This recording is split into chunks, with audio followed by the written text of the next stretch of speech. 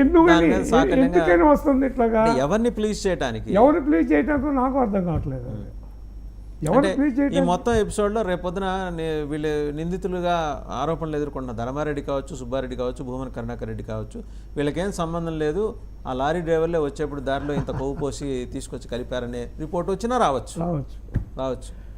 Report రాదు, కానీ వచ్చే అవకాశం ఉందని అంటారు. ప్రాబిలిటీ ఆఫ్ ఇప్పుడు ఇన్నాళ్ల పాటు ఇంతమంది కోట్లాది మంది భక్తుల మనోభావాలతోటి ఆడుకోవటం ఎంతవరకు కరెక్ట్ అండి? ఒకటి. రెండోది, ఇప్పుడు దాన్ని కరెక్ట్ చేస్తున్నారా లేదా అనేది ఈజ్ మోర్ ఇంపార్టెంట్.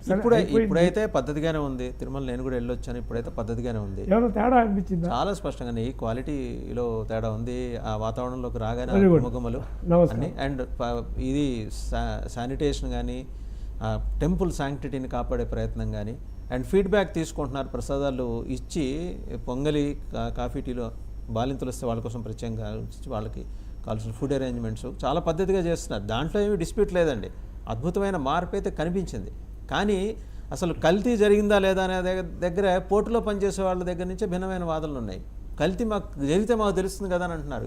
నేను మాట్లాడినప్పుడు పోర్టులో పనిచేసేవాళ్ళు, స్వామివారి పోర్టులో పనిచేసే ఇవన్నీ కూడా నేను ఒక మాట చెప్తానండి. ఎవరికి రాజకీయాలు లేదంటారు, ఫుల్ రాజకీయాలు అక్కడ. ఇప్పుడు ఆయన రమణాచార్యులు గారు, రమణ దీక్షితాచార్యులు గారు పింక్ డైమండ్ మొదలుపెట్టారు, ఇప్పుడేమో మార్చాడు. ఇంకొక ఆయన మా ఊరు ఆయన ఐవర్ కృష్ణరావు, ఆయన ఎప్పుడు ఏం మాట్లాడుతున్నాడో నాకు తెలియదు, నేనేం అనలేను. ఎందుకంటే మా గురువు గారు ఆయన ఈవో కూడా పనిచేశాడు. వాళ్ళు ఎవరు కూడా కల్తీ లేదని అంటం లేదు, కానీ వాళ్ళకి అదొక ఇన్హరెంట్, బాబు గారు అంటే ఇన్హరెంట్ ద్వేషం ఉందనిపిస్తుంది నాకు వాళ్ళకి. ఐ డోంట్ నో కారణం ఏంటో పాపం. ఏమన్నా గొడవ పంచాయతీ ఉంటే ఏడుకొండలు ఆడుతూ ఉంటే ఆయనతో కూర్చొని తేల్చుకోవాలి, మధ్యలో బాబు గారిని లాగటం దీనికి. ఏమైనా ఒకటే సార్, అదే ఇది సామాన్య. నేను వై ఐఎమ్ టాకింగ్ నేను ఈ మధ్య ఒక 7-8 రోజులు మా కాన్స్టిట్యున్సీలో అన్ని ఊళ్ళు తిరిగా ఫర్ సమ్ అదర్ రీజన్. రాడ్పాడు ప్రాజెక్టు కాలువలు అవి బాగాలేకపోతే చూడటం పోయాము. ఎక్కడ పోయినా కూడా ఇదే మాట్లాడుతున్నారు, ఏం బాగుపోయింది చెప్పారు, మన పరిధి హయ్యర్. కానీ ప్రతి వాడు కూడా మంచి పని అయింది బయట పెట్టడం. సరే, ఈ టు కంక్లూడ్, బిఫోర్ కంక్లూడింగ్, మీకు నెలకొక ఇష్యూ తీసుకుంటారు, ఆ ఇష్యూ మీద చేసి మొత్తానికి సూపర్ 6 డైవర్ట్ చేస్తారని మీ పార్టీ మీద అభియోగం. ఇప్పుడు ఈ నెల మీ ఎజెండా ఏంటి? సెప్టెంబర్లో లడ్డు అయిపోయింది. మా అజెండా ఒకటే, 5 ఏళ్ల వైఎస్ఆర్సీపీ జగన్మోహన్ రెడ్డి గారి పాలనలో భ్రష్టు పట్టిపోయిన ఆంధ్రప్రదేశ్ ప్రగతిని మళ్ళా రోడ్డు మీదకి తీసుకొచ్చి దాన్ని సరైన పద్ధతిలో ముందుకు తీసుకుపోవాలనేదే మా యొక్క ఈ నెల కానీ, వచ్చే నెల కానీ, వచ్చే సంవత్సరం కానీ జరగబోయేది. అండ్ ఈ విషయంలో మేమేదో దీన్ని డైవర్ట్ చేసే అవసరం అక్కడ నాకేమీ కనపట్టాలి. ఎక్కడండి మొన్న వరదల్లో చూస్తే ఇక ఏ లీడర్ పోతాడండి అక్కడికి? అట్లా హూ గోస్ లైక్ దట్? ఈ జగన్మోహన్ రెడ్డి ఈయన చూసి ఎవరో మీలాంటి వాళ్ళందరూ పోండి అంటే పోయి ఆ కాసేపు అక్కడ నుంచి నీళ్ళలో నుంచి ఫోటోలు తీసుకొని వెళ్ళిపోయారు.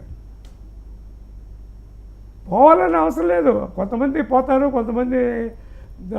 ఆయన ఎవరో ఒక ఆయన చెప్పారు, ఏమన్నాడు, ఎక్కడ స్వాతంత్రం ఉంటే అక్కడ నేను ఉంటానని ఒక ఆయన అంటే, ఎక్కడ స్వతంత్రం లేదో అక్కడికి నేను పోతాను, స్వతంత్రం వచ్చేదానికి ఫైట్ చేస్తానని ఒక ఆయన అన్నారు. పెద్దవాళ్ళు వాళ్ళందరూ, ఇది వరల్డ్ లెవెల్ లీడర్స్. అలాగే ప్రజలు కష్టంలో ఉన్నప్పుడు నేను ఉన్నానని అక్కడ పోయి కూర్చొని వాళ్ళతో పాటు ఉండి, వాళ్ళతో పాటు ఆ కష్టాలని కొంచెం తగ్గించేదానికి పూర్తిగా తీయలేరు. ఇది మన చేతిలో లేదు. అది నేచురల్ ఫ్యూరీని ఎవరో మనం కంప్లీట్ ఒక మంత్రదండం వేసినట్టు అంటే పోదు. కానీ అక్కడ వాళ్ళతో ఉండి వాళ్ళకి రావాల్సిన సదుపాయాలన్నీ వీలైనంత వరకు 100% ఎవరు ఇవ్వగలరండి? ఎక్కడో చోట మిస్ అవుతారు ఉంటారు మన వాళ్ళు వెళ్ళి ఇవ్వటంలో. అప్పటికి కూడా నాకు తెలిసి అపార్ట్ ఫ్రమ్ గవర్నమెంట్ థింగ్ మా పార్టీ లీడర్స్ అందరూ కూడా పోయారు, అందరూ చేశారండి. అందులో best. Our best may not be enough. మన but you have delivered the best, అందులో డౌట్ ఏం లేదు. Our best may not be enough. ఏ మాటగా మాట ఇంకా మీరు లేరేమో, నాకు తెలుసు పర్సనల్గా 200 అదే ఉన్న 119 నియోజకవర్గాల నుంచి బాధ్యులందరినీ కూడా పిలిపించారు ఆయన. పిలిపించి మొత్తం సహాయ కార్యక్రమాలు పర్యవేక్షించేలాగా వాళ్ళు స్టూడెంట్ అక్కడ చేశారు. వాళ్ళు ఒక ఎమ్మెల్యే కానీ లేకపోతే ఇన్ఛార్జ్ కానీ పోతే వాళ్ళతో పాటు ఇంకా 10 మంది పోయారు. మళ్ళీ వాళ్ళ మీద పడకుండా రిలీఫ్ అండ్ రెస్క్యూ ఆపరేషన్స్ లో అందరూ బాగా చేశారు గవర్నమెంట్ వైపు నుంచి, మీ పార్టీ నుంచి. అది నేను చెప్పేది, దాన్ని డైవర్షన్ అంటారా? అది కూడా డైవర్షన్ అలా, ఏది వరదలు వచ్చేటట్టు చేస్తారనేది డైవర్షన్. అదేదో అక్కడ వాళ్ళ ఇంట్లో నీళ్లు రాకుండా ఇటు డైవర్ట్ చేస్తే నాలాంటి వాడికే తెలీదు ఏది బుడ మీద ఎటు నుంచి వరదలు వస్తాయని.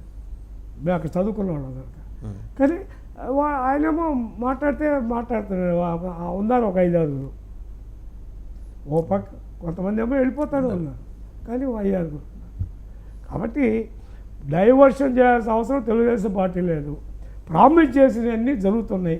ఎస్, ఒక రోజు లేట్ కావచ్చు, ఒక నెల లేట్ కావచ్చు, ఇంకొక 2-3 నెలలు లేట్ కావచ్చు. కారణం ఏంటి మీకు తెలియదు ఏంటి? డబ్బులేవండి. ఎంత ఏదో అంటే అసిద్వారా వ్రతం ఇలాంటివి చేయాల్సి వస్తుంది. నేను అనుకుంటాను చంద్రబాబు గారు కాబట్టి నమ్ముతారో లేదో, ఒక పెద్ద ఒక ఆయన నాతో అన్నాడు, senior most IAS officer, Jaganmohan Reddy ఓడిపోయి బతికిపోయాడు అన్నాడు. అంటే బతికిపోవడం అంటే చావు, హ్యాపీగా తప్పించి పొలిటికల్ కాదు, ఇక్కడ గవర్నమెంట్ రన్ చేయటం, లేకపోతే ఏంటంటే చూస్తున్నాం. అండ్ ఈయన చేయింది ఏంటి? చెప్పినవన్నీ జరుగుతూనే ఉన్నాయి.